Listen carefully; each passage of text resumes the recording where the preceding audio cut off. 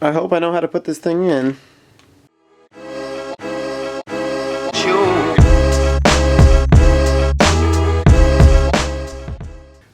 Yep, that's right. Today I'm going to be attempting to install this fuel pump. Now, I say attempt because I've done a fuel pump before, but I watched a video on how to install this one and it doesn't seem like too crazy, but you never know. Working on cars, I've learned that never say something is going to be done on a certain day, because most of the time it's not going to be, and if it is, then good for you. But I'm going into this project with an open mind.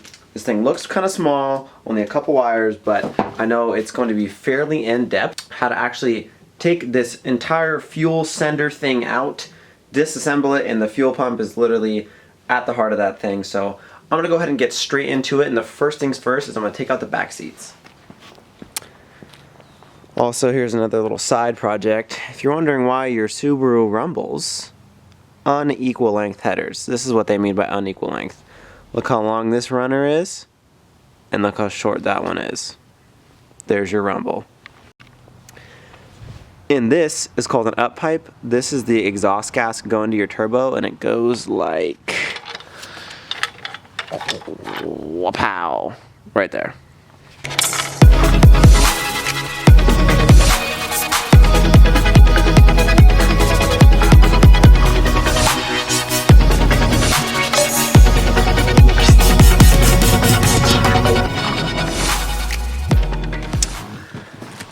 Now, if you own a Subaru, lucky for you, it is literally the easiest thing ever to take out these back seats. There's actually only two, I think they're 12 or 14 mil bolts holding on the bottom piece, and I'm just not kidding. It's literally 1, 2, and then it's pop right out. And 5 seconds later, it's out. Now I gotta take off this back piece. There's a few bolts down here that you could see. Bow, bow, bow, bow over there. Take this part out, and then the fuel pump access port thing should be right under there. So now I got the back part out, but of course, me being me, I put my tank right here on this hard plastic and it's hanging up. But in order to get to the actual fuel pump sender and everything, it's right there. But I'm not going to be holding this thing the whole time while I'm doing it, and it's not coming off because my tank is hanging right there. So now I need to take my tank off just so I can get in there. Finally got this back plate off. My tank is still floating there just because it's attached on there pretty tight, so I'm going to leave it there. And now I just got to fold this thing over. And that's what I gotta take off now. So looks like there's 1, 2, 3, 4 Phillips head. I'm gonna take these guys out, see what's next. Took these 4 little screws out. Now I'm just gonna peel up on this guy. Alrighty, here's our little fuel sender. Looks like there's one electric like disconnect. I believe this is like a breather, and then these 2 are like the fuel lines. So let's go for it. Now, of course, if you are doing a fuel pump on your car, first things first, disconnect the battery, but obviously I don't need to do that. I don't have an engine, I don't have a battery, I have nothing, so we're all good on that part. But what I have going right now is I don't know if the fuel lines are still going to have pressure in them because my car's been down for like 6 months. I would assume they are, because when I was taking apart my intake manifold, there's still gas in those lines, so I'm assuming it's going to kind of spew out a little bit, so I do have a rag ready to go. The one electric connector, not too hard to get off, and I'm pretty sure this is like a breather right here, so there's just one little clamp holding that on. Just kind of squeeze it down. I'm going to pull that off, and then there's these. I would assume that one of these lines is going out, one of them is coming back in, so, or vice versa, you know what I mean? Anyway, I think you just squeeze these 2 tabs, pull back, we're going to see what happens. Yes, so I was right. There's 2 little orange tabs here that you just press in here kind of lightly and then finagle it out, and this will come out. So that's what it looks like when it's disconnected. And I've noticed this with a bunch of connections that have those little tabs. I used to absolutely hate those things because I can never squeeze them and pull out connectors. Like, it was one of the most difficult things ever, just when working on a car in general.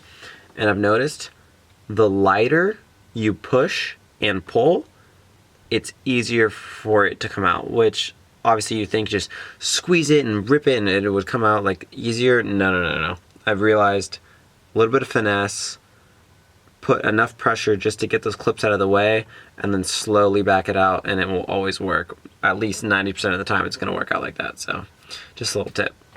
Got those lines disconnected, got the electrical disconnected, got this guy loosened up so when I pull it out that will come off. Now there's just 8mm bolts. I believe there's 8mm bolts all the way around here.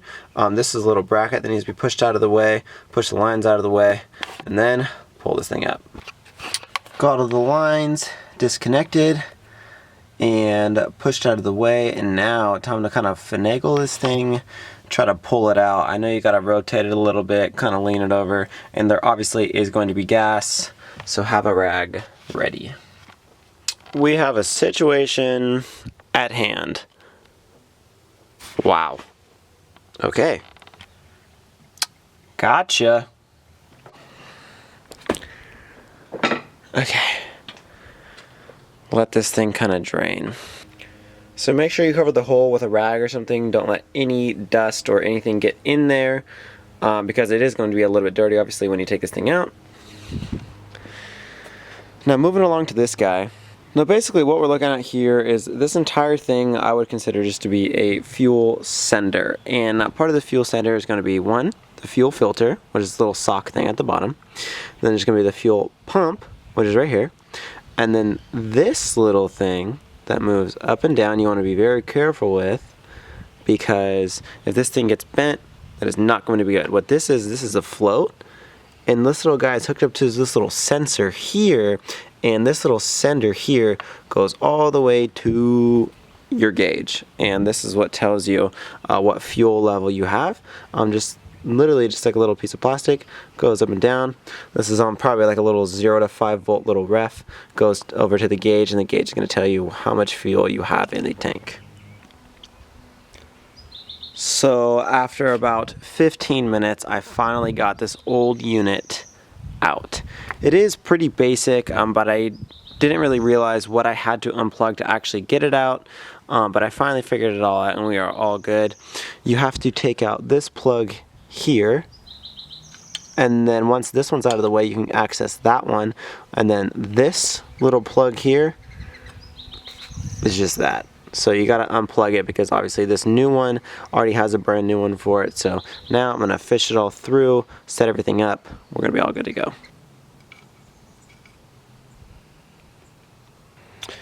It is done. Definitely took a little bit to get in there just because of the height of this pump compared to that one really made a difference on trying to get this thing out. So I had to bend those little tabs down there kind of out of the way a little bit and then bend them back once I put it in, but everything's all good.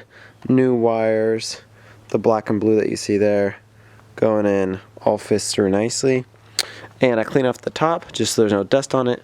Now it's time to put it back in. Alright, got this thing finally back in, put in those 8mm bolts all the way around, got this last little connector going. Now I just need to put this guy back on, and that's the job done. It is done, it is over. Here's the old fuel pump, it's out, new one is in, everything's installed, everything's ready to go.